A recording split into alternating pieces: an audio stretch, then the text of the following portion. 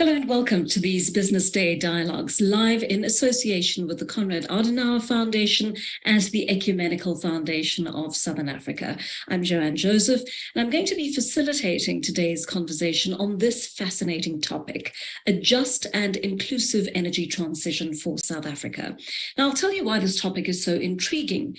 We're all suffering the effects of power cuts in this country, and we spend ages at water coolers and over dinner tables complaining about what an inconvenience these outages are causing to our lives. But they're also part of a much bigger picture and conversation. We understand, for example, that there's a move all over the world to renewable energy, and we get it that South Africa has to be part of that. We also see what's happening in Ukraine, and we understand that this has worsened the energy crisis globally. We know that blackouts could be the death knell of our businesses. But when we talk about South Africa's future energy supply, do we ever stop to think about justice and inclusivity as part of that package? Is it possible to imagine that our future energy plans could solve many of the other problems that the country is facing, like inequity, inequality, and unemployment, among others? Today, we've assembled a panel of experts who are going to discuss how energy supply can and should become a matter of conscience for all involved. I'll introduce you to our panelists in a moment, but for now, please allow me to introduce CAS Program Officer Christian Endres to give you a sense of where we're heading with our discussion today. Over to you, Chris. Thank you, Joanne. Good morning, dear audience. Good morning, dear panelists. Thank you for joining us.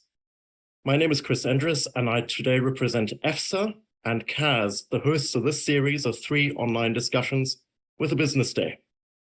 CAS, the Konrad Adenauer Foundation, is a German political foundation closely associated with the Christian Democratic Union, the main opposition party of Germany currently. The CDU is the party of Chancellors Konrad Adenauer, Helmut Kohl, and Angela Merkel.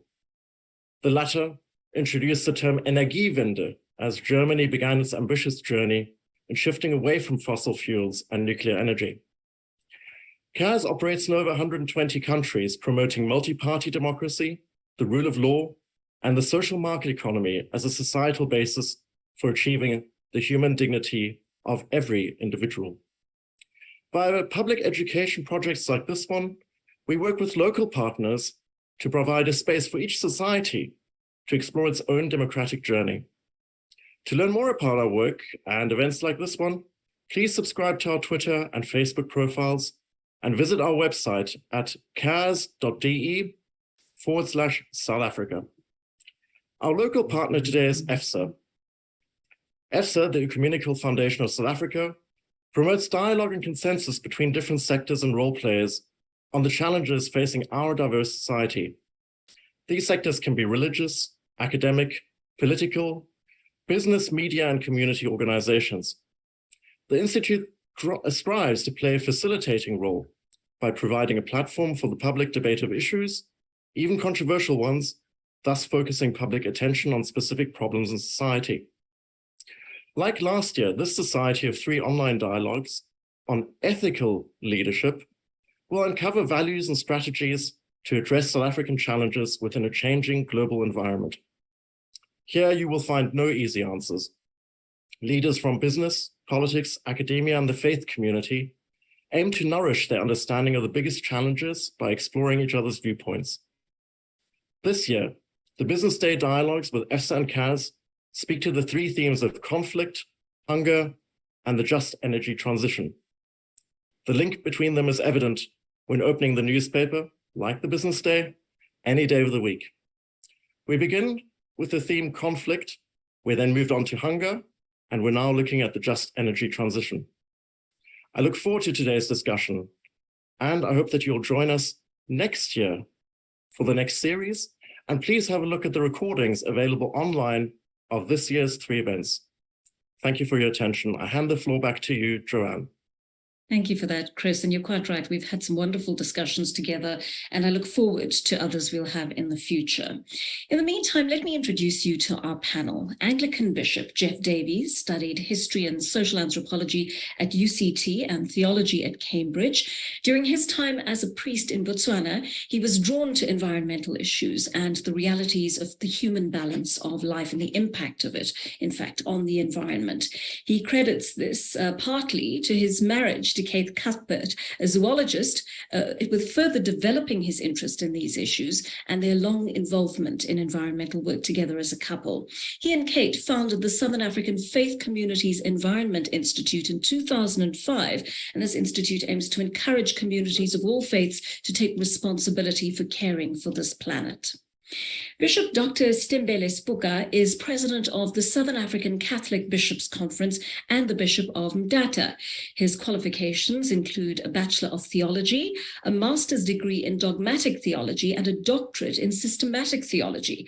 His doctoral dissertation focused on the sacrifice of the Mass and the concept of sacrifice among the Xhosa towards an enculturated understanding of the Eucharist. Mr. Hilton Trollope has a master's degree in electrical engineering.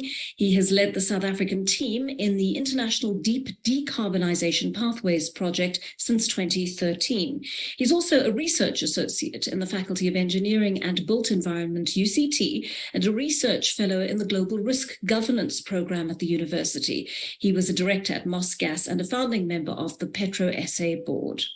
And of course, let me remind all of you, our viewers, that you too can participate in this conversation. Please make use of our live chat function to pose your questions to our guests. And if there's a specific guest that you'd like to answer your question, please tell us. We look forward to hearing from you during the course of this discussion, which will run for about 1.5 hours. So good morning to everyone on the panel, and thank you very much for being with us today. I look forward to drilling down to this issue in quite a lot of detail today. And my opening question is really the same to all of you, starting with you, Bishop Spuka. Is a just and inclusive energy transition possible in South Africa?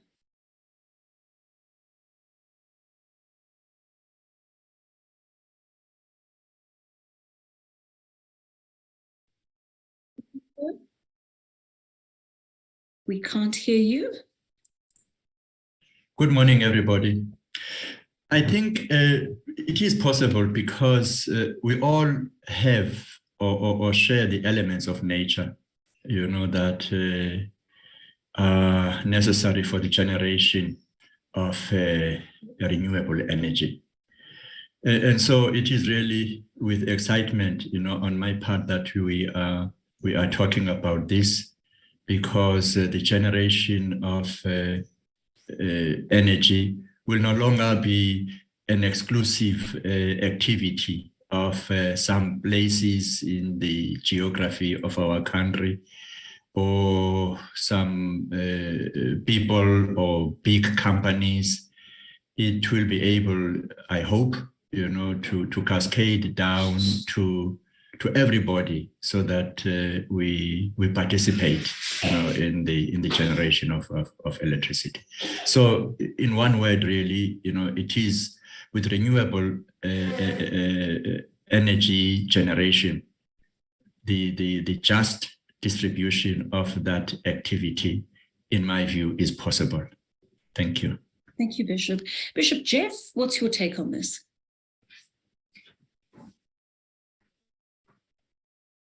I think it's not only possible, it's essential, because our present energy program is threatening the future of life on this planet.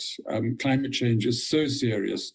And the wonderful thing is, I believe God has opened the way for us to have, with renewable energy, to live far more harmoniously with the planet.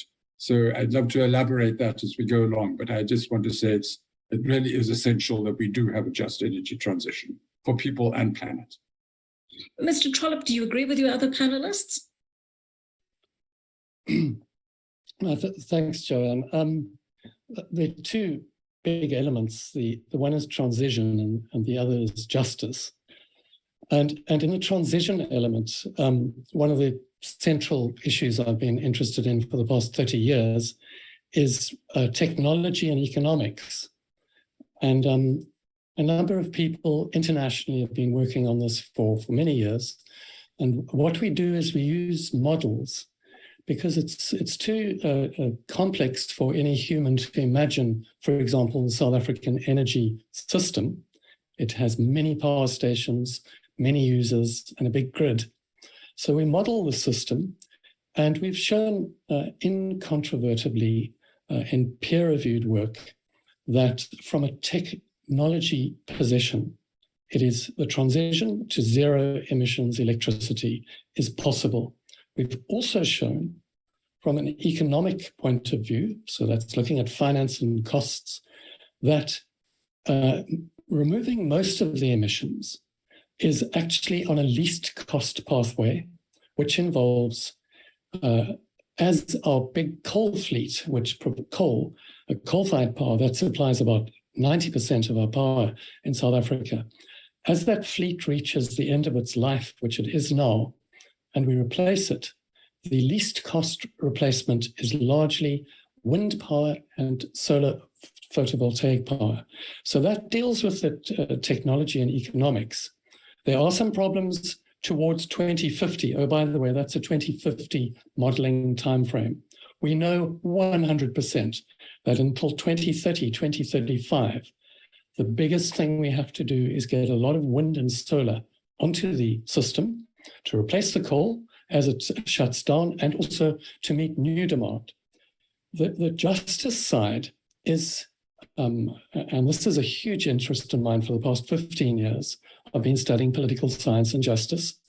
And I think politics is about talking, different interests talking to each other. And it is so that the 90% of power that is currently supplied by coal is supplied through concentrated communities around power stations and coal mines. And whether we put the renewables in or not, those coal-fired power stations will close. And the justice side is firstly how to provide either the welfare for those workers and their communities, or secondly, how to retrain them so that they can do, and I'm bringing in another technology and economic point now. It has also been shown incontrovertibly, both in South Africa and worldwide, that if South Africa manufactures the renewable energy equipment that we will put into our new renewable energy generators, that there are many more jobs in renewables than will be lost in the coal system. But those jobs won't necessarily be the miners. There might be some of them. So we need to really get our industrial policy, social policy, and planning policy stable and coherent so that the transition involves the kind of justice that is possible in shifting the economy and all those workers to the renewable industries. Thank you so much for that, Mr. Trollip. And there's a lot you've said there, and we're going to slowly unpack that over the next hour and 15 minutes, because all of the issues you've mentioned deserve equal attention, I think, in this discussion. And something you've said, occurs to me, Bishop Sipuka, that, for a very long time, we focused very much on urban energy and our access to it within areas where, large industry is operating. Mr. Trollip has, of course, reminded us that it's the peri-urban areas, sometimes the rural areas, in which these labor-intensive and energy-intensive businesses operate. And I'm just wondering, because for a long time, these twin issues of care for the environment and energy concerns have been incorrectly perceived as a kind of bourgeois concern and problems that largely concern urban dwellers. Are we getting to the point where we're starting to co-opt people in rural areas, in peri-urban areas, into the discussion around a just energy transition and what they are deserving of as we move through this transition in our country, Bishop Sipuka?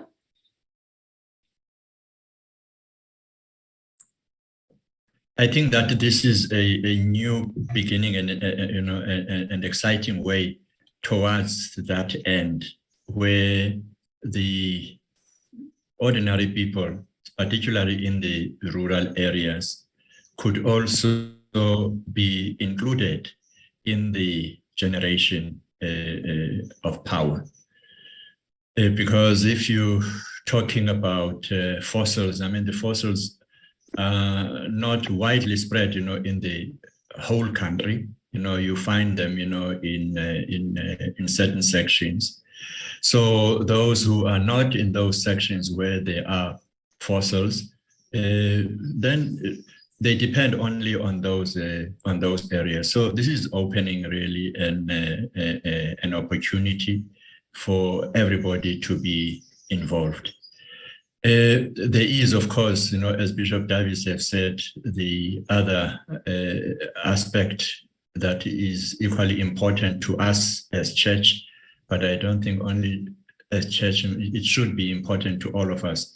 And that is the preservation of our planet that is very fast being depleted in a very, destructive way.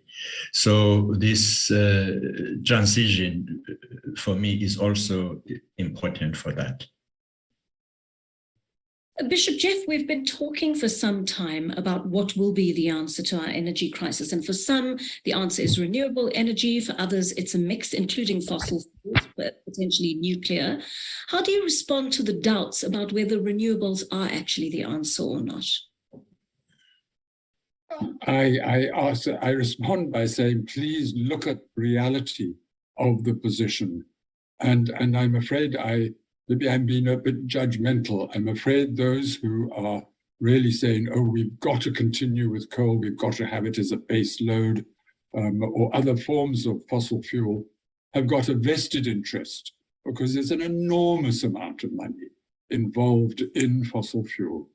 And we have got to recognize that money is not the basis of what we should be about on this planet, and that we have got opportunities, wonderful opportunities now, of converting to a far more harmonious way of generating the energy which modern man has come to depend on.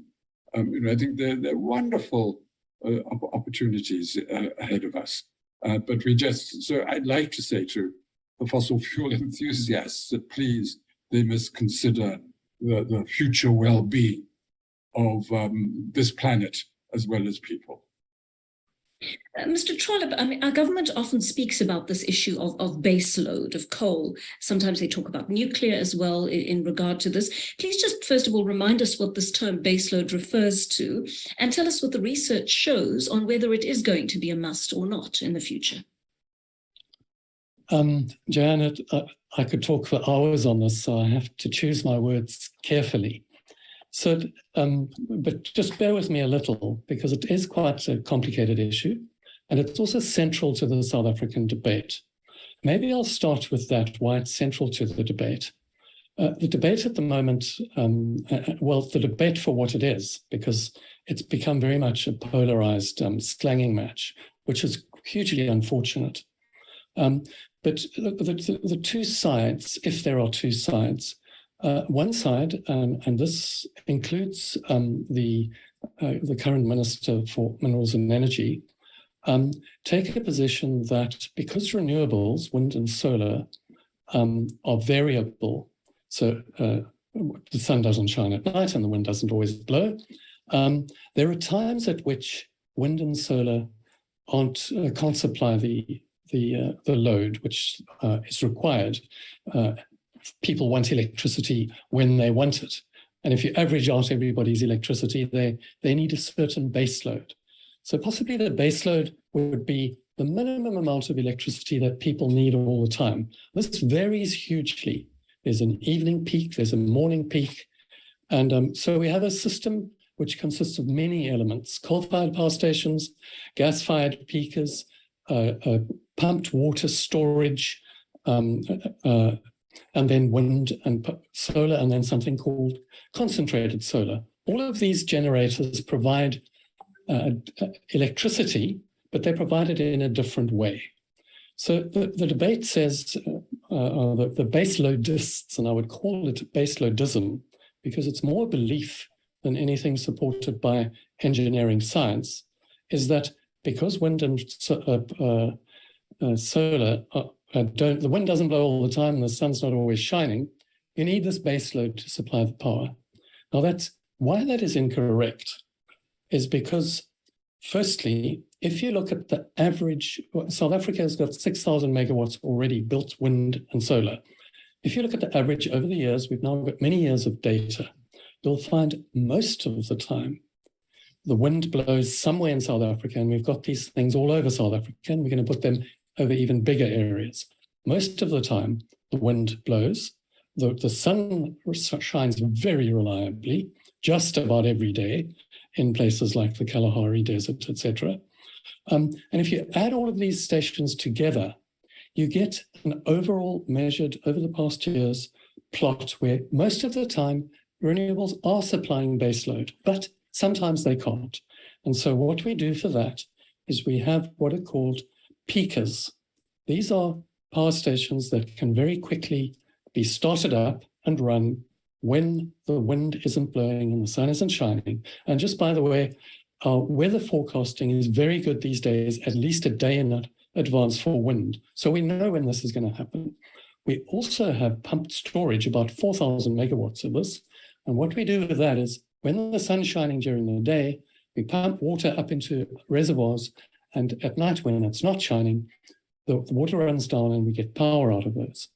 So these energy models that I told you about, remember I said there's a problem with the last bit, and when I say the last bit, in other words, going 100% renewable. Oh, I didn't talk about batteries. So the cost of wind and PV have come way down below the cost of coal, and batteries now, massive batteries, are starting to be cost competitive with other forms of storage. So our models at the moment that show by 2050, it's possible to have 100% renewables, but by 2030, it's the cheapest.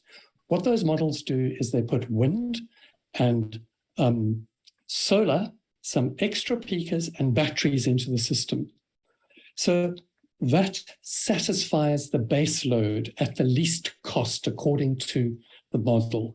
So this idea, it's a very simplistic argument, and I'm afraid to say that I think, and this happens around the world, is politicians, we don't expect them to be scientific experts, but we expect them to have departments and advisors that follow science.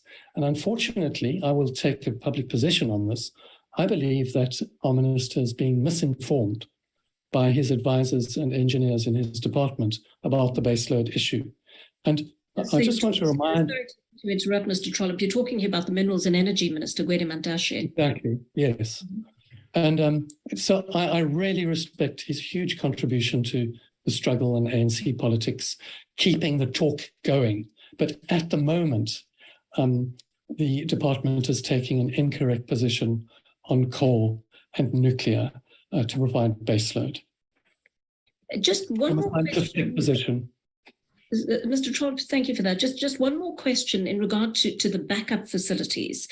You were talking about what we fall back on or ought to fall back on as a kind of default when we don't have a number of days of sunshine or wind. What exactly are those? Are those coal-fired or fossil fuel-fired stations that we're talking about as a backup?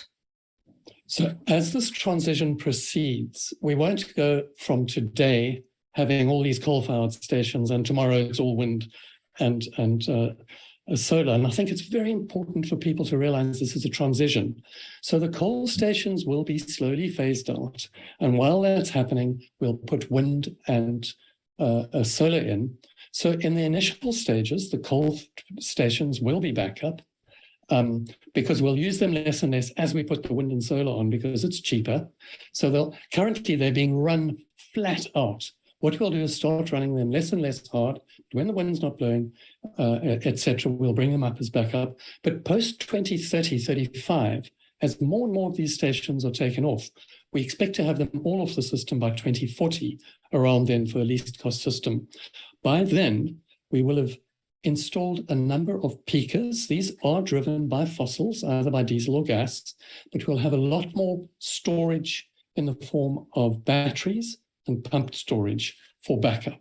And the models, which are very accurate to do this kind of stuff, show that the backup will be sufficient to provide the load profile, it's called, both the morning and the evening peaks and the base load.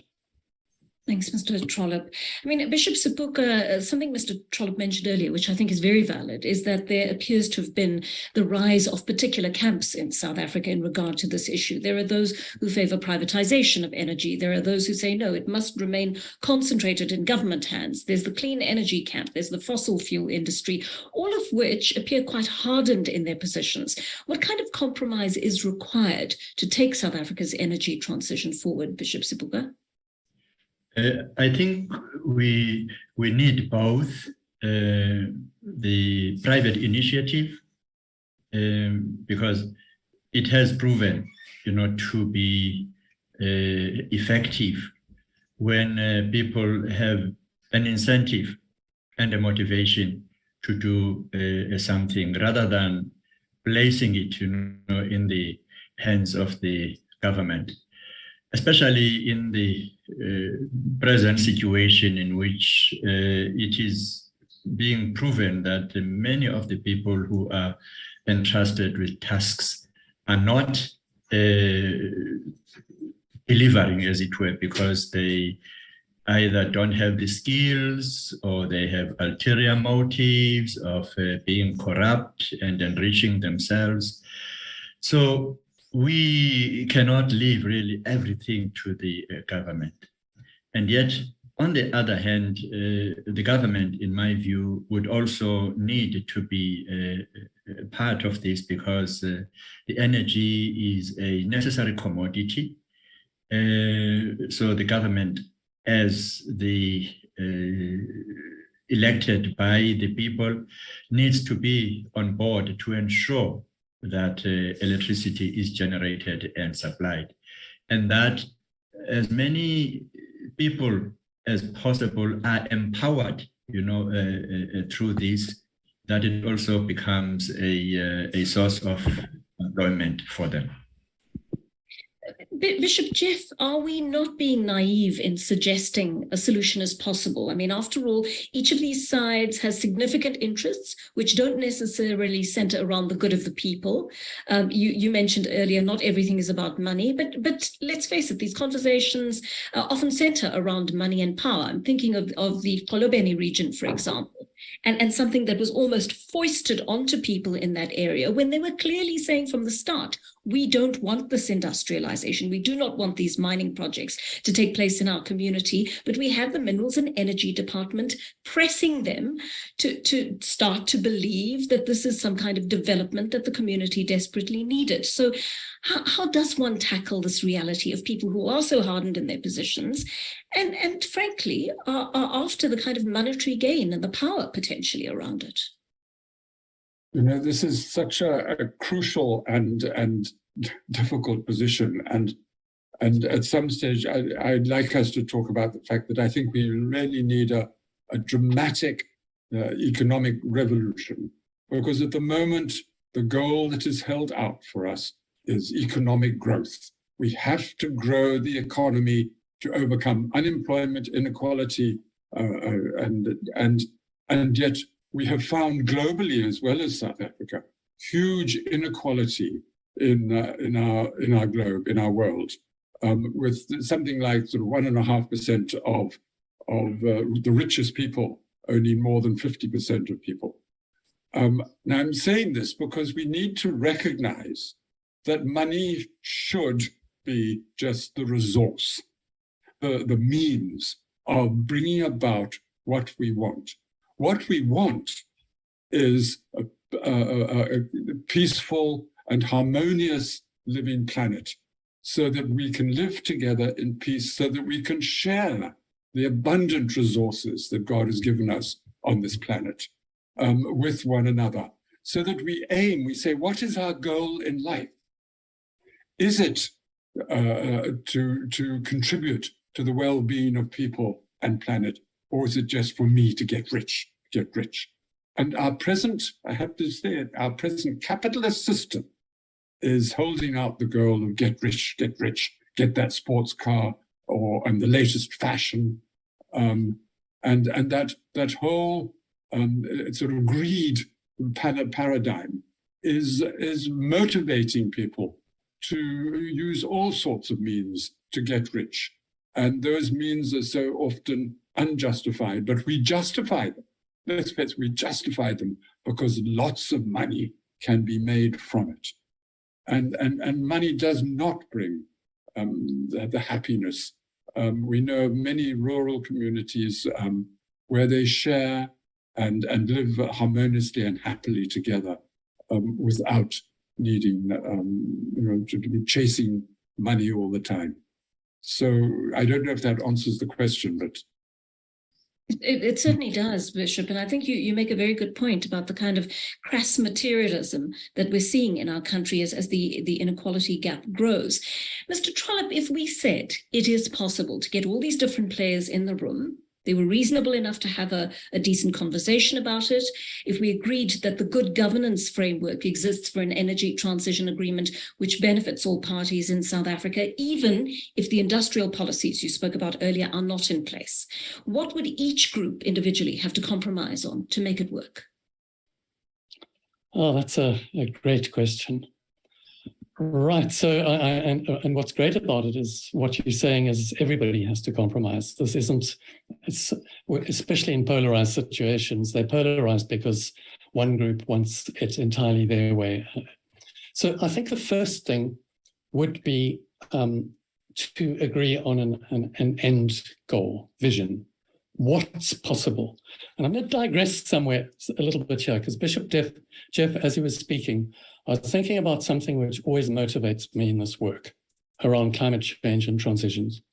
If you told people in the 1700s, many people, that slavery wasn't necessary for their economic system, they would have laughed you out of the room. Yet slavery was defeated, and yes, we have a grossly unequal world and a lot of poverty, but slavery is a different thing altogether.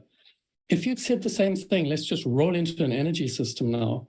If you told the people in the 1870s, when the coal mines of England and America were being mined by children and women, so underneath the ground, these 7-year-olds were dragging sleds of coal, tens of thousands of them. If you told that society, that civilized society in 1870, that coal mining, as they sat drinking their tea with their lovely coal fires burning, that the system was possible without that, they would have said, impossible. I'm not going to give more, there's child labor, there's women's voting rights, etc.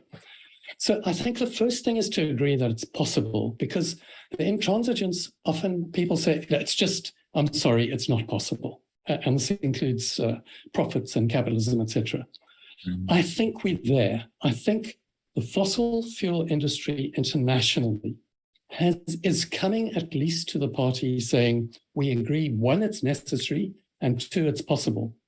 So that's the first thing. Then what do people have to concede? In South Africa, the biggest interests would be the people that own the coal mines. What's happened in South Africa is international capital has sold the coal mines to local, large capital owners. We now have the coal mining sector owned by a few really concentrated big coal mine owners. When they see their coal mine, what they see is R1 trillion if it gets burnt.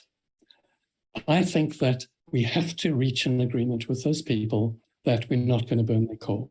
They're going to have to concede that. Whether we pay them off, I don't know, but that's one group. I think that's central. Similarly, the potential gas resources, they're also worth maybe R1 trillion. They have to be convinced somehow or other that they can't monetize that resource. On the side of, let's say, the renewable energy people, what would they have to concede? Possibly they need to, look, there's huge profits in renewable energy, but no doubt it has become one of the world's biggest industries. And the finance that's going into renewable energy now is more than the finance going every year into other energy forms. And that finance goes there for profits. I think we would need the big renewable energy industries to concede that we can't just shift a system from massive profits going from coal to massive profits to renewables, and that somehow we have to come up with a way to either not take those massive profits, or like the Germans have done. Christian mentioned the Energiewende. What they've done there is they've transferred ownership of renewable energies. They've distributed it amongst villages and communities, etc. And there's a movement in South Africa amongst municipalities and thinking of municipalization of energy. Because one of the benefits of renewable energy, or features, let's just call it that, you don't have massive power stations. You can have small ones, big ones, not big ones, medium-sized ones, and they can be everywhere, and everybody can share ownership.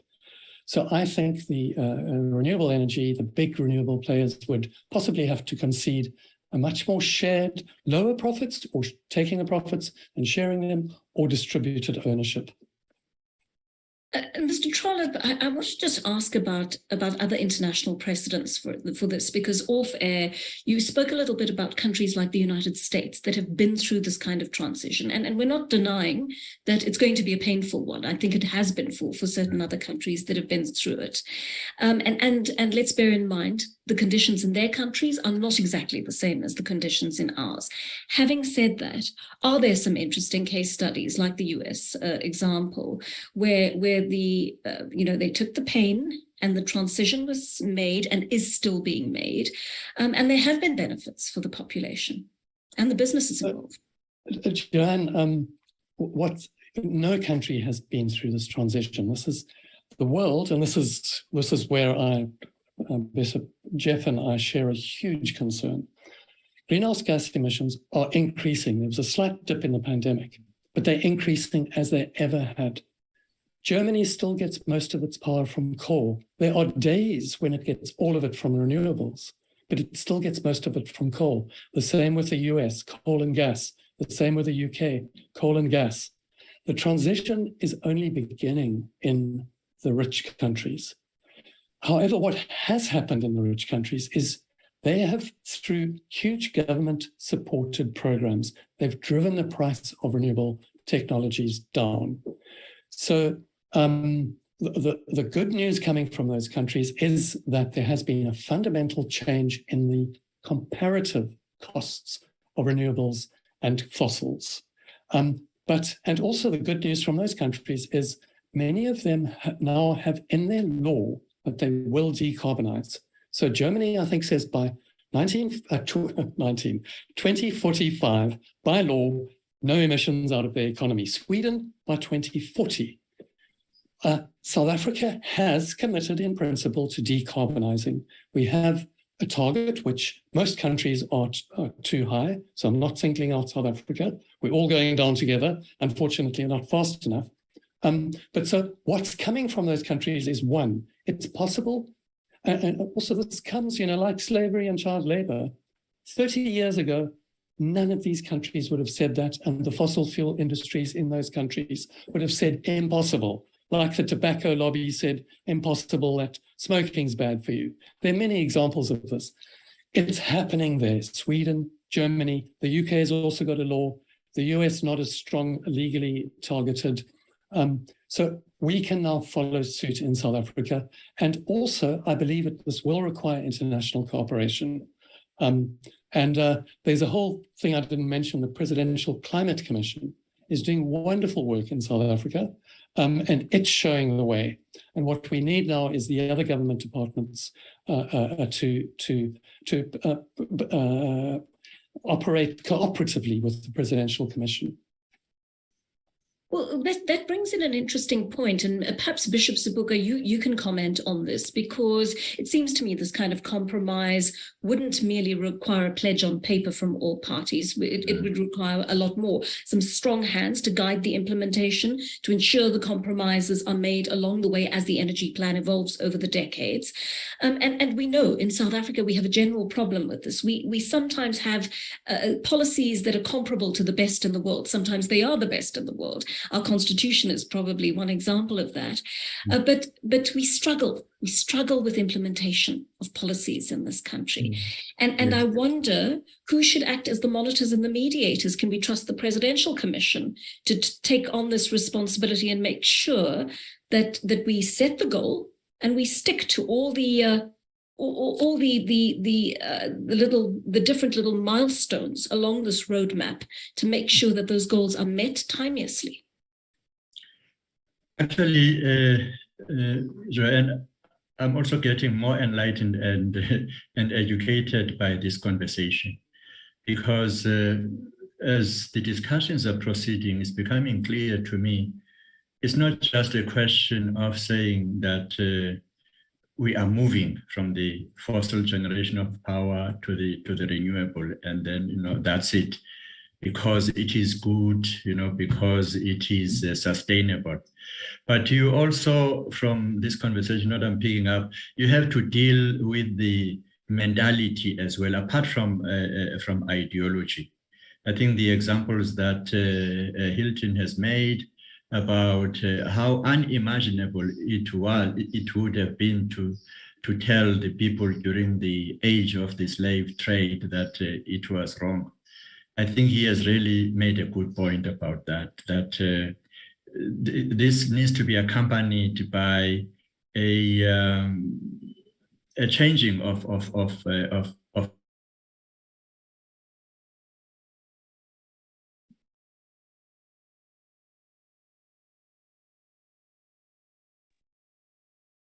It appears that we might have lost the Bishop in the middle of that answer, so I apologize for that. Bishop Jeff, may I ask you to pick up where Bishop Sipuka left off there, speaking about the issue of compromise, the fact that it is going to be a slow transition, but also comment on the fact that we need some monitors to make sure that implementation is... And, could play, Oh, it actually appears as though we have the Bishop back. Apologies for that interruption. Bishop, are you with us? Bishop Sipuka? Okay, until we have reestablished our line with Bishop Sipuka, I'm going to throw that back to you, Bishop Jeff, and then I'm going to come back to Bishop Sipuka to finish off. Good. I just wanted to make a comment first, following Hilton, on the small scale generation, because like Bishop Sipuka, I worked in the Eastern Cape for 17 years, and during that time I saw a lot of the former Transkei being seriously deforested, and we know that in Malawi and Zambia there's huge swathes of trees are disappearing, being turned into charcoal. There's enormous work that's being done in small scale generation, which could be carried across the countryside. And I've seen some wonderful projects of, say, the one village school that's got photovoltaic cells on its roof, which can provide for that village. So I'm just wanting to endorse the need for small-scale generation, which can be rolled out very quickly. And I think that this could also require or call on governments to subsidize this for the good of the people and the planet, that I think there are the resources. When you think of how much money has gone into, well, I hate to mention, into Eskom to prop Eskom up, that kind of money could certainly, I think, empower the rural communities of not only South Africa, but Southern Africa. Mm-hmm. Bishop Jeff, won't you please just address this issue of monitoring? Who do you think would be best placed to keep us on track with that? If I follow that question, I think the local communities to monitor. I'm afraid I'm quite concerned about the bureaucratic control in our country. Huge bureaucracy, which takes time, and people from the city, and we really need to empower local communities to take on this monitoring. If I've understood your question correctly. Yes, Bishop. Thank you for that. Bishop Sabuka, sorry that you were interrupted in mid-answer there. Technology lets us down at the best of times. But can we go back to your answer? You were also in the midst of answering that question about implementation. Yes, I was making a point that this is where the contribution of the church, could come in to change the mentality. Because it's one thing, for something to be right and necessary, but it's another thing, to make people understand and accept that. And so, since we as church have the platform and the audience of the people, including those who are heavily involved in fossil generated energy, we need to gradually persuade them, because you want everybody to buy, into this more than just forcing them, by law. Because if you work only on the principle of law, you may even find people, sabotaging this, But if you are able to convince people, and I think this is where our strengths lie as a church. I am thinking, for example, of the well-received encyclical or letter of Pope Francis, Laudato Si, where he puts this renewable energy in the context of taking care of our planet and ensuring that it's going to last longer with renewable energy than it will, with fossil energy. So as Hilton was talking, I was just becoming more aware of this responsibility that lies with us. And still also within the church, I think we are also a good platform for experimenting, because we have land, we have people that we live and work with. When it eventually becomes a reality, I hope not too long, from now, we could be educational agents, for this, because we have the land. For example, in one of our mission, I didn't hear, Hilton talking about this. We are having a hydro generated power in one of our old mission school, where many of the leaders in South Africa today, started there. It's still going on even now, started around the 40s, 50s, it's still going on, this hydro. And that is also another area in which we can be part of the changing of mentality, of people towards accepting and embracing renewable energy. Thanks, Bishop. Bishop Jeff, you spoke about the bureaucracy that government sometimes ties us up in regard to projects like this. But how worried should we be about corruption during these processes? There's a huge amount of investment involved. Presumably some of it is going to come from loans. How do we ensure that this money doesn't end up in the coffers of corrupt entities or people? I'm sure there are many who would love to answer, to find the solution to this corruption. And I've just read a very interesting article in the Maverick by Jeff Rudin, who's just saying that at present, as I've said, the goal is to get rich.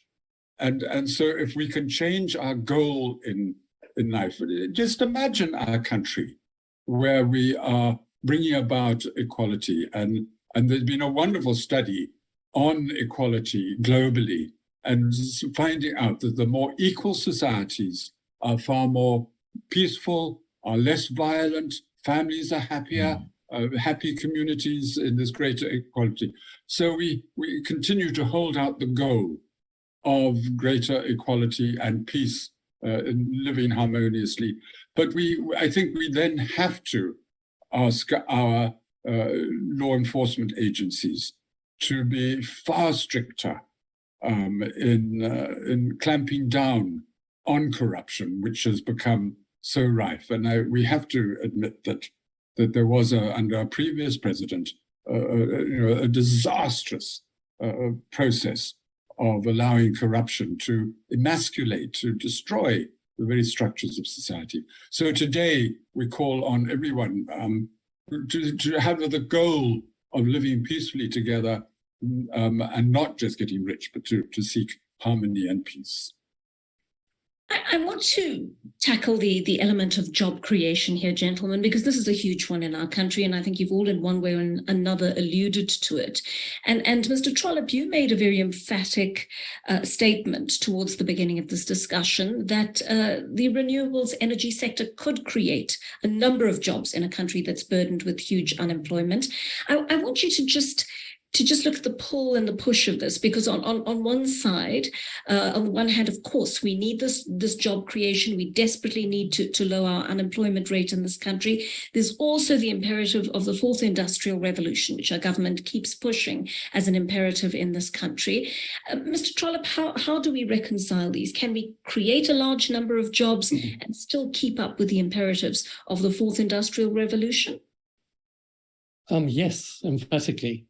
So the fourth industrial revolution, it offers services which we can't think of at the moment, and largely involving various forms of automation and also intelligence in machines. Intelligence, in other words, machines doing jobs people used to do, possibly not the creative ones, but a lot of the more mundane jobs. If you can call, for example, sports journalism mundane, I've seen amazing journalism written by these AIs just picking up sports results. And I think sports journalism is an art. And I hope to read my favorites. Anyway, that's all. But look, the fourth industrial revolution, it's just technology that is going to be able to do a whole lot of stuff unimaginable now. Think of internet and shopping over the internet and social media. 30 years ago, unimaginable. We didn't even see it in sci-fi. But I think the issue with jobs in South Africa, the fourth industrial revolution neither threatens them nor enables them, I don't think. The jobs the jobs that we need are for the population that we have. And most unfortunately, there are generations of people that have moved through our education system that have come out with very poorly skilled and educated, and they need jobs. And those are people who we need to plan for jobs for. Many of those people can be trained to do the kind of work in manufacturing industries, in agriculture, in service industries such as tourism.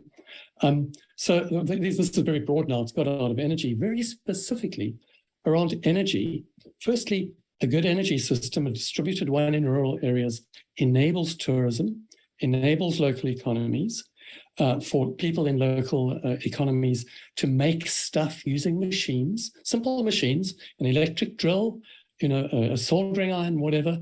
It really gets all of that going, which isn't going at the moment. So on the user side, tourism, etc., lots of jobs. Then on the production side, as I mentioned before, and I want to make a specific point because it's close to my heart, and I've been working on it with many other people for 15 years. For the renewable energy industry to grow in South Africa, the equipment manufacturing industry, not the so you make all these panels and blades and towers and things. You have to make them, then you construct them in the generator. The making of them can happen here. We can do it, but we're not doing it because of policy uncertainty, because of this unseemly squabble in the transition from fossils to renewables.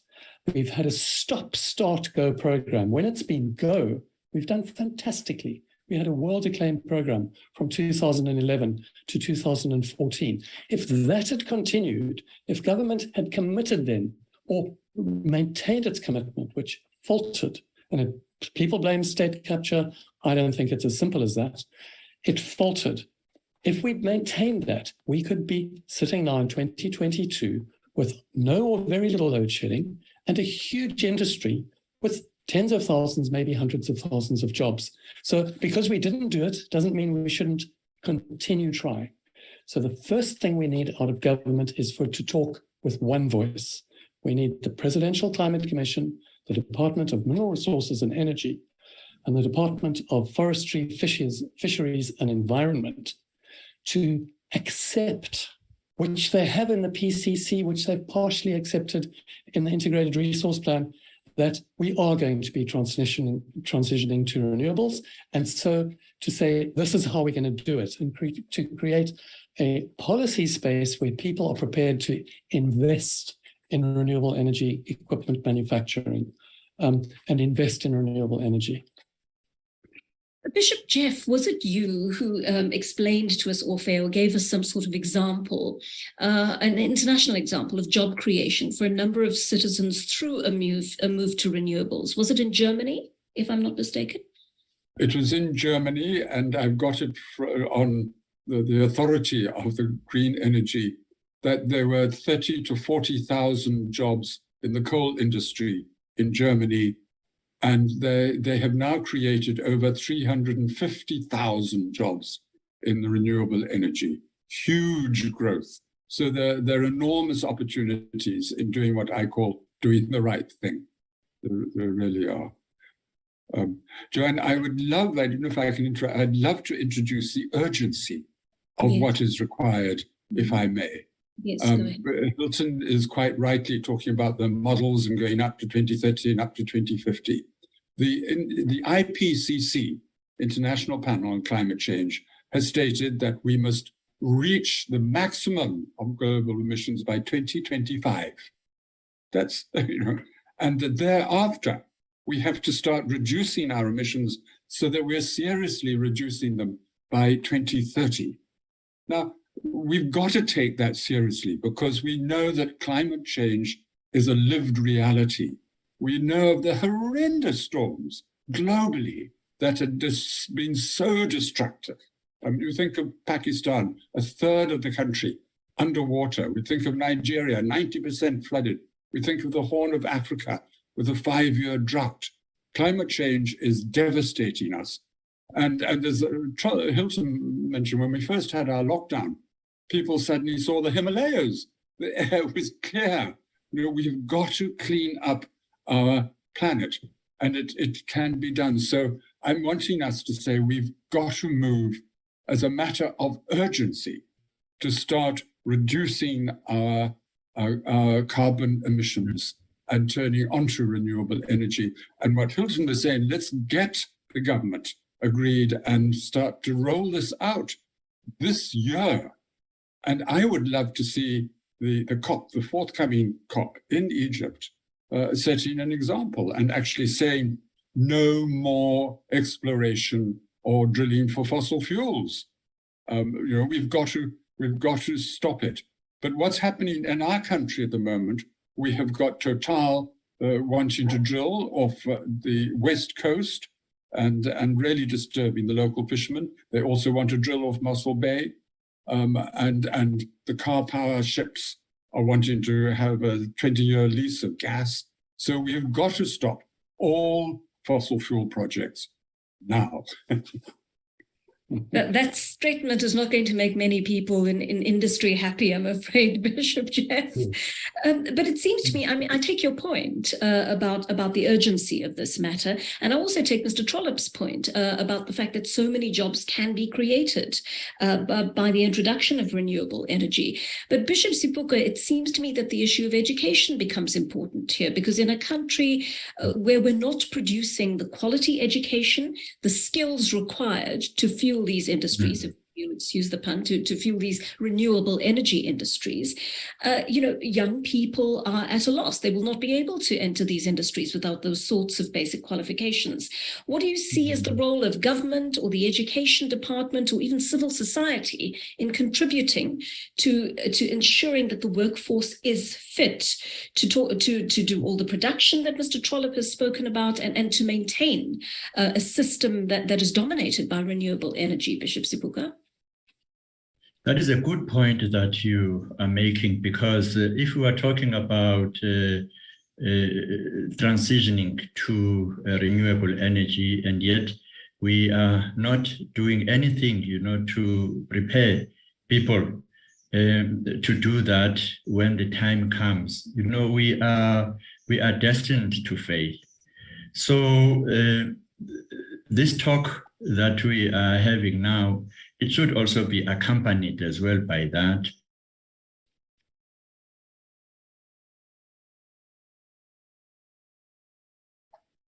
By focusing on from high schools then up to tertiary level, where we are beginning to educate people towards being able to be functionaries and experts, in this renewable energy that we are talking about.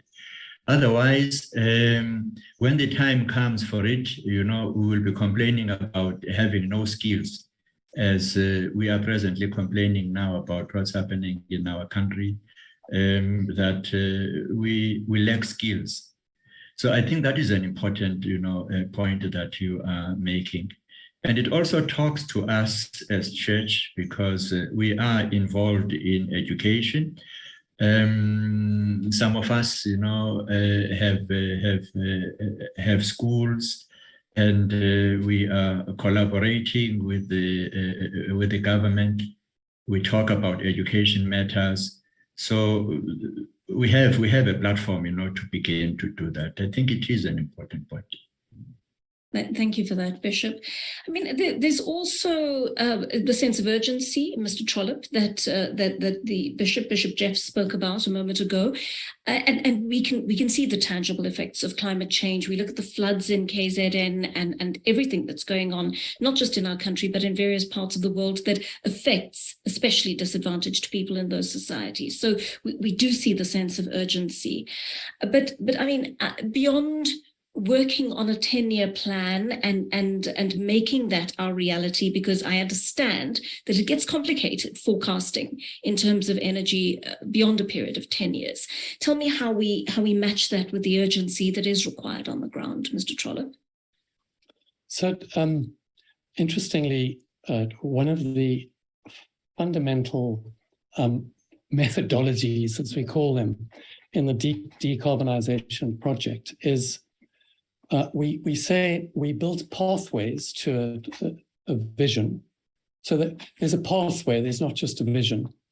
And then we ask the question, we interrogate the pathway, and we say, what is the long-term vision and the possible pathways? Because, some pathways don't lead to the vision, and then a number that do.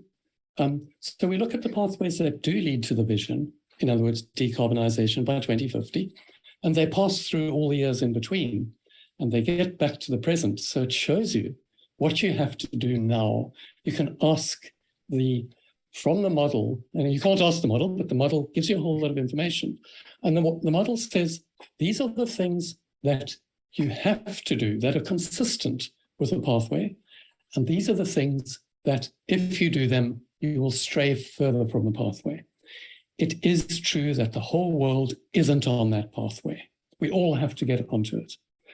The model, not the model, using the analysis and thinking and information that comes out of these exercises of building pathways, we ask the question, what needs to be done, not even in the next 5 years, what needs to be done now? And firstly, on the climate side, just on the change of the physical environment, that no matter what we do around renewable energy or whatever, it says, as Bishop Jeff says, if we don't reach a peak of global emissions by 2025 and reduce them radically, quickly, there will be catastrophic suffering throughout the world. And some people might escape it. So that's on the climate science side. On the engineering and economics and politics side, what we know is, firstly, we can't expand our fossil infrastructure. Secondly, we have to replace the fossil infrastructure or the emitting infrastructure, and most of it is fossils. And we have to replace all the infrastructure, not just electricity. Motor cars that use petrol, trucks that use diesel, planes that use jet fuel. So we've got a time frame. But interestingly, we can do it from a techno-economic point of view, as I said at the beginning. But to do it, we need to cooperate. We have to work together internationally, regionally, and nationally, and then locally in our municipalities and communities. We also have the mechanisms to do that, but that also requires the compromises you were talking about. And I think we did cover that earlier. We know what to do now. We need to build renewable energy. We've got the governance mechanisms, we've got financiers lined up, we've got communities that are edgy, we've got technology suppliers, project developers, it's all there. But unfortunately, the fossil interests are making the transition difficult. And I just have to say, transitions have also been well studied. The transition from horses to motor cars. Do you know the original transition to electricity from whale oil was hugely resisted by the whaling industry? So, and so we know about these transitions, and we need to use our political systems to achieve this. And I think we need to educate our citizens to hold governments to account. I was listening to the president the other night. He said, who would have believed that all these people would come and take over government and do this? Well, unfortunately, I would have believed it, because we've got a new democracy. And if we do not hold our leaders accountable to deliver the vision of avoiding climate change, which needs to use renewables, unfortunately, those powerful people still close to government, like in state capture, will continue to use that loud voice. And if we don't bring our voices into this conversation, which I believe this effort now is part of, then, and hold our government accountable, unfortunately, the transition will be delayed. So what we must do now as people, or educate everybody, you know, I think children are having a magnificent effect on their parents. They're telling their parents to make the government, make the world a safe place for them because of climate change. And I hope parents are listening, and I hope not just to their children, but also to science, and that they're informing themselves and then taking this into their active involvement. It's not good enough just to vote every 4 or 5 years. You also need to take an interest, I think, and we all need to make this work. And this has also been found in Europe and USA and other countries. We are so fortunate to be in a democracy. We need to use that democracy to get our needs met and make ourselves safe. Thank you for that, Mr. Trollope. We've got so many good questions from our audience at this point, and I'm going to start with what is quite a complex question from Zella. It has many parts to it, and so I'll split it up and I'll divvy it out among our panelists. Zella says renewable energy is the future of energy. However, South Africa is an emerging economy in the global economy. The high level of poverty and inequality make it difficult to quickly dump fossil fuels such as coal for renewables, such solar power. My question is, where are these solar panels and wind turbines manufactured? Of course, not in South Africa. How is South Africa as a country benefiting from an energy transition? It looks like we're being coerced to dump coal when in actual fact, the Western world is guilty of polluting our planet, but expecting more from a developing country, while rich countries such as the USA continue to pollute the atmosphere. Is this fair? And then Zella goes on to ask, what is the church's position on this? But before I tackle the church's position on this, Mr. Trollope, may I ask you to comment on this, please, on South Africa being a relatively small player and perhaps compared to the developed countries being relatively guiltless in terms of its emissions, but such a lot being expected of it in terms of the transition. The reality reality of having to dump fossil fuels quite quickly and the consequences that that may have? So, Joanne, all Zeller's facts are correct. It will be difficult to transition out of coal, and we've been talking about this. The rich countries are still polluting, and also they're responsible for a lot more of the pollution that's already up there than we are. So that's also true. But there's another fact, and the thing is, I don't agree with the conclusions she draws from her facts. So the first one is, we've worked in DDPP, it's an international thing. At one stage, we had 80% of the world's emissions in our teams. We had China and the USA and Brazil and India and Indonesia, these big countries in the grouping. We've still got them as part of the initiative.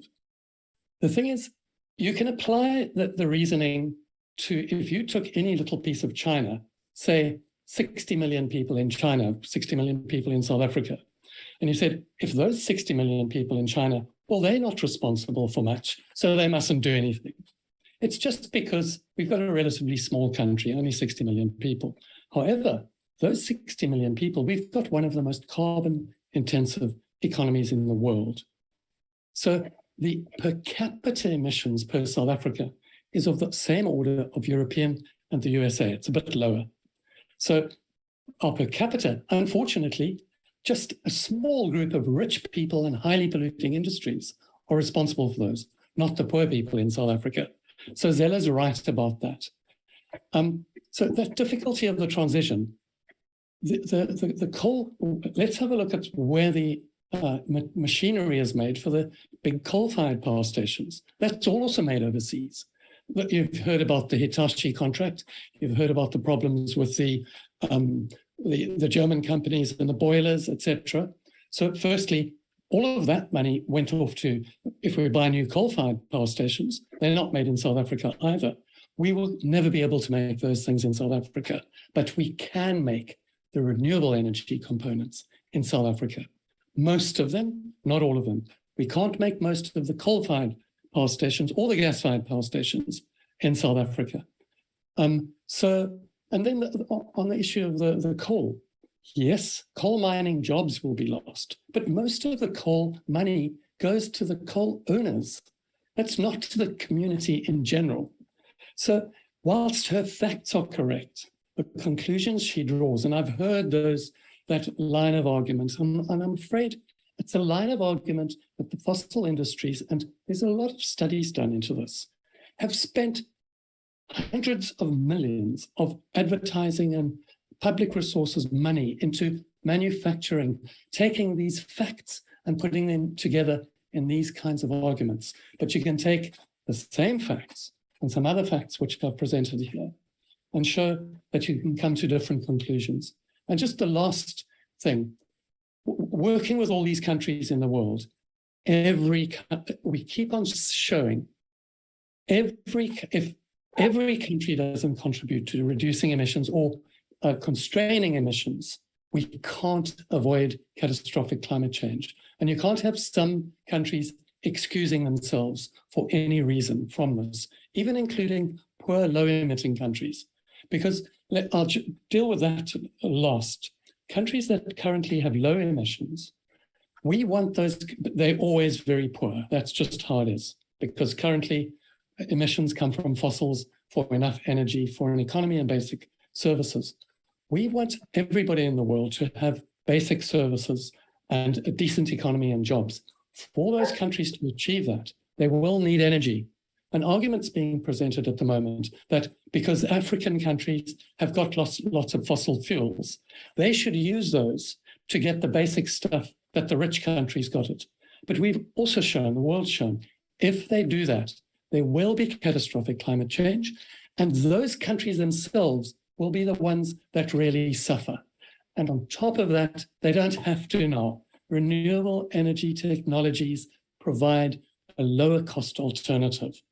Thanks very much, Joanna. You can see I'll get a bit kind of engaged with those arguments because which we like. It's been a long time, this argument. let me tackle the second part of that question, and that last little bit of the question I'm going to put to both you, Bishop Sibuka and Bishop Jeff. And Mzela asks, what is the church position on ensuring that the playing field is equal, not skewed to benefit the Western world? And I think it's an interesting question, because both your churches are headquartered in the Western world. And I wonder whether the African church is bringing pressure to bear, using its influence in those territories. Bishop Sibuka?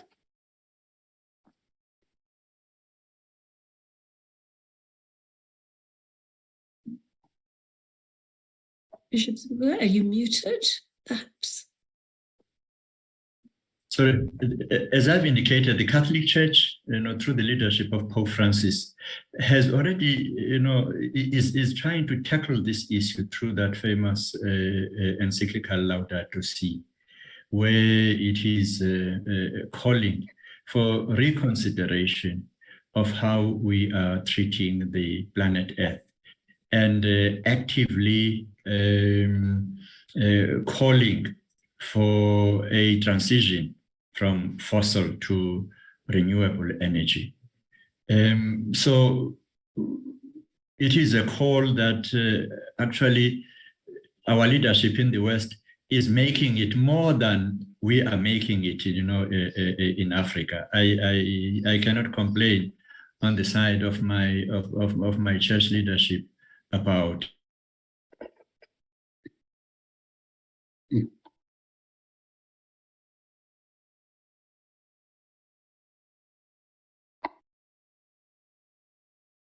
I think we have a problem with your line again, Bishop Sibuka. So I'm just going to put a pause on your answer there. And Bishop Jeff, will you pick up for us on what the Anglican Church is doing in regard to this, especially in the Western world? Thank you. And I'd like to say that that both the Catholic and Anglican Church are global churches. And I'd love to endorse the Pope's Laudato Si. I think everybody should read it. It's so good. I started pushing the Anglican Church for the question of. Sorry, please go ahead, Bishop Jeff. We will come back to you. I made a call in 1985 to the Anglican Church of Southern Africa, saying the earth is the Lord's. And people were just amazed. Why is this bishop talking about the planet and the earth? Isn't our job to get people to heaven? And I rejoice that there's been a dramatic change. And I think that a lot of the Christian churches, including the Roman Catholic Church and the Anglican Church, are recognizing that God is greatly concerned about his creation, about God's creation, about this wonderful planet. And the Anglican Church has just had its Lambeth Conference, which has bishops from all around the world. And the environment and climate change has now become a leading issue. So I think the church really has recognized and is now pushing hard for there to be justice for planet and people. And it's become a real issue. And I think the key is that we're saying that God is actually concerned and loves this planet and loves us on this planet. And so we have been given a responsibility, and our scripture has told us to care for this planet. So that is coming about in our teachings. And we now have a season of creation from the beginning of September to the 4th of October, which is the feast day of St. Francis, where we specifically focus on the environment, on creation, and on caring for God's creation. So we really are turning the wheels, I think. Thank you. Bishop Sibuka, apologies again for the interruption there. Do you want to just please continue with what you were saying about Pope Francis's initiatives? Is muting again. Just unmute yourself, please, Bishop Sibuka.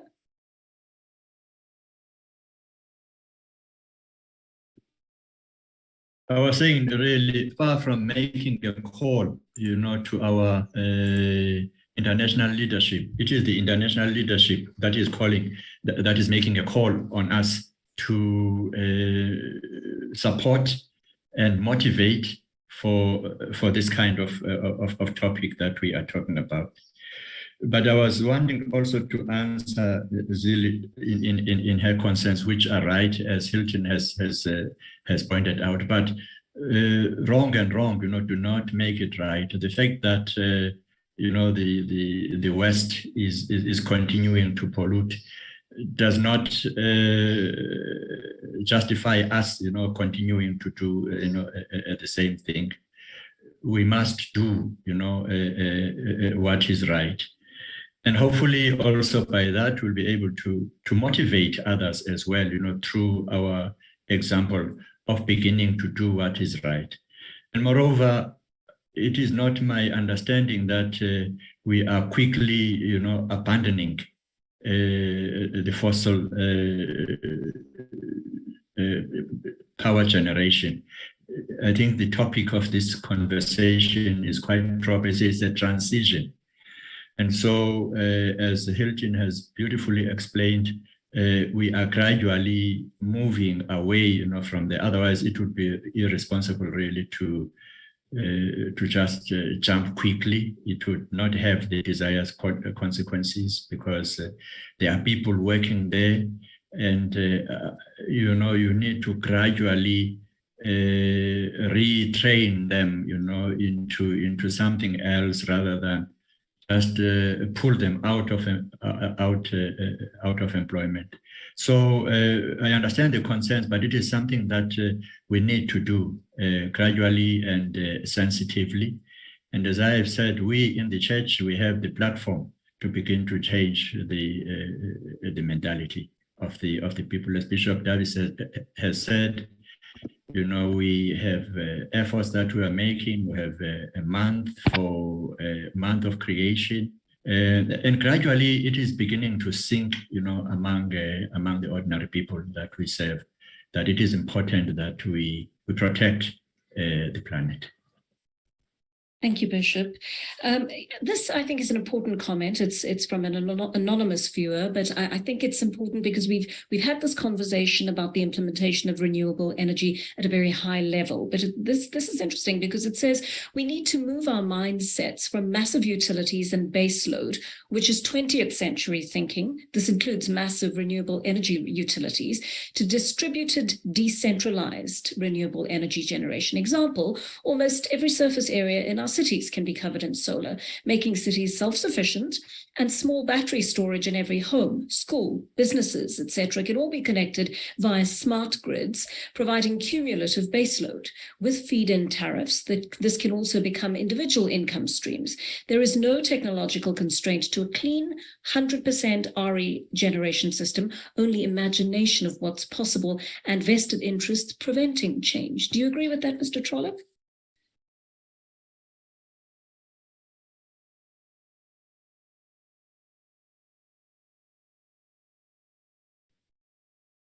Mr. Trollope, are you still with us? Yes, you're muted, I'm afraid. Just unmute. Sorry about that. No problem. I agree that description that you read now of a move to a distributed system with including storage and generation at all levels, from households, factories, shopping centers, community centers, rural areas, etc. It's entirely correct. And in fact, technology will drive the system in that direction. But as we've been saying all along, one, a transition is required, and two, it is possible for vested interests to make this difficult. So for example, and there's good stuff going on too, we mustn't forget this. Until about 5 years ago, it was almost impossible to legally connect a PV panel to your roof. In most municipalities, or a lot of the big metros now, they've started encouraging this in 5 years. They should have done it 5 years ago, but now it's good. Similarly, it used to be, you used to have to apply for a license to the National Energy Regulator of South Africa to connect bigger electricity to the grid. That requirement has been completely removed. So lots of new generations going to come on. But I do want to say, one of the things that is necessary, that description that you read out said, you can cumulatively provide base load. And what the modeling shows is that to go completely off-grid yourself is really expensive. If everybody's connected together with the electricity grid that we already have, it makes it much cheaper for everybody. We provide joint security. So, and that is what government does best. Imagine private companies trying to build a road network anywhere. It's impossible. Similarly, you need one government-regulated body or a few of them to have the grid.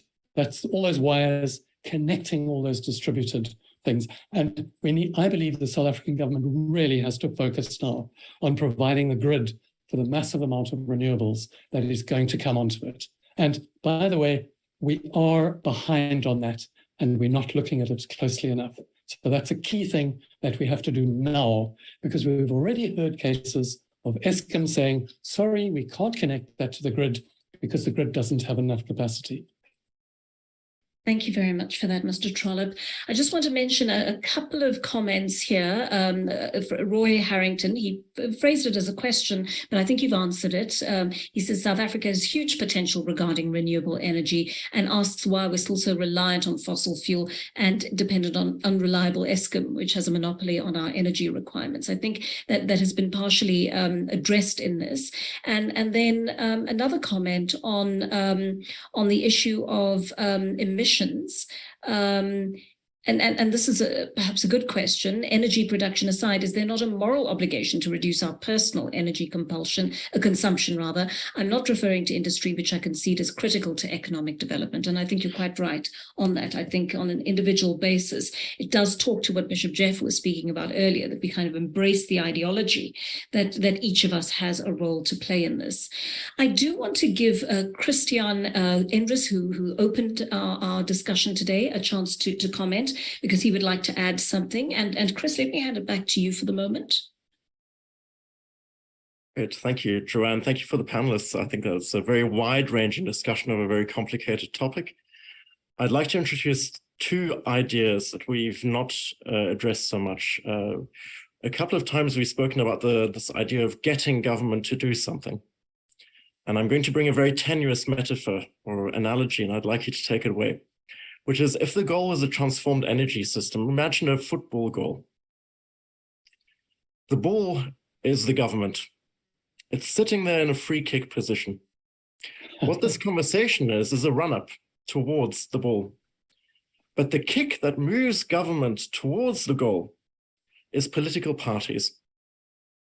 It's our responsibility as citizens to be active in political parties, to be active in politics, not just, as Hilton says, voting every 4 years, 5 years. But it's a question of being engaged in political parties and putting pressure on political leaders to change what they are doing. We have a wonderful mechanism in order to balance out and compromise different interests. It's democracy. But if we don't use it, then it's not going to work. So in this conversation, what's become clear is academia has the answers. I think the faith community has a big opportunity in generating the moral compass. But together, we really need to get people to engage in political parties as a mechanism to get government towards the goal. And if we fail to use that, it's really on us. That's our individual responsibility, never mind what happens out there. So I'd like to park that as one idea, political participation through political parties. The second is the importance of multilateralism. We've seen what happens when peace is disturbed. So in the last conversation, we spoke about the Ukraine. It's had a huge effect on energy markets across the world, regardless of setting aside the moral effects of engaging in war, but also in terms of undermining the law of nations. Now, I, like many people, am often frustrated at the COP conversations that come again year after year, and they don't seem to be moving forward. But the point is that multilateralism is the only way that we can get there. That's the only way, through talking, through engaging, that we can actually achieve a global environment of reducing carbon emissions. So these accelerating trends are about integrating internationally, transferring technology, transferring capital in spaces that are multilateral through peaceful means. So multilateralism is one point, and the second one, our individual responsibility to use democracy through political parties in order to get the outcomes that we want. It's our ANC, it's our DA, it's our EFF, it's our IFP, it's our ACDP, I could keep going. Those are the mechanisms by which Gwede Montashe is held responsible. So thank you very much. I've really enjoyed the conversation. I'll hand it back to you, Joanne, to conclude. Chris, thank you so much for that. And I think you raised some really important points there. And it is the kind of discussion that we could just go on having, because there's so many aspects to this. There were questions that were asked about billion-dollar loans and so forth, and we just didn't get to that. But it's a conversation that's an indicator that this is a conversation that needs to just keep on going in our society until we have reached some of the solutions and essentially galvanized the bodies and the individuals that we need to in this fight for a reliable, a just and inclusive energy supply. So that is where we're going to wrap it up for today. Thank you very much for joining us for this discussion. Thank you especially to our panel members. Your unique insights really added so much to the conversation. And many thanks to the Konrad Adenauer Foundation and the Ecumenical Foundation for partnering with Business Day Dialogues to make this possible. I hope we've left you with a more informed perspective of what's required, not just to keep the lights on, but to ensure it is a project that addresses the widespread inequality and deprivation in our country. Thank you for watching. Take care. From me, Joanne Joseph. Bye-bye.